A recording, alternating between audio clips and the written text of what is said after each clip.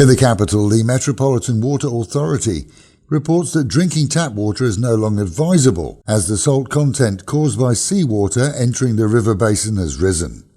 Not really news for Bangkok residents who normally use bottled water for everything except bathing and laundry, but the level of salt has risen in the last couple of weeks from a reported 100 to 250 milligrams per litre, this despite attempts to use canals to boost river water. Police are seeking a Thai woman who dumped her 3-year-old child at a Lopburi children's home, leaving it at the gate with a note that read, "Her father doesn't want her, my new man doesn't want her, and I have no choice." The child, we're told, was covered with bruises. It's a sad tale, but the mother needs to come forward, at least to sign documents, as without those the child can never properly be adopted in Thailand. Pimping their ride in Nakhon Si Thammarat, 2 men drove a pickup around the town with the chassis lowered on the wheels to look cool. Only trouble was their new ride got stuck on a railway crossing. A train collided with them, both survived but were hurt. The train driver had spotted the low-slung truck and applied the emergency brakes. The train later continued on its way.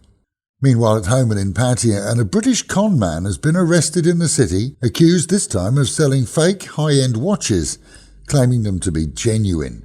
Using social media, 44-year-old Mark Dorez, also known as Mark Dory, also known as Mark Lilly, was caught in a sting operation which saw police order from him and arrest him when he went to make a delivery. With some saying that Dorez is renowned in the city for underhand dealings, it's been clarified that he gave the details of his supplier to the police within a very short time indeed. He, a Thai man, has also been arrested. Dorez, Dory or Lily remains under question last night, as it appears he's naming more names in an attempt to avoid what could be a long jail term. 12 fake watches were found on him during the sting, 52 discovered in all, and anyone who had any dealings with him is recommended to contact Pattaya police, as whatever you paid for the thing on your wrist, it's not likely to be the real deal if you bought it from him.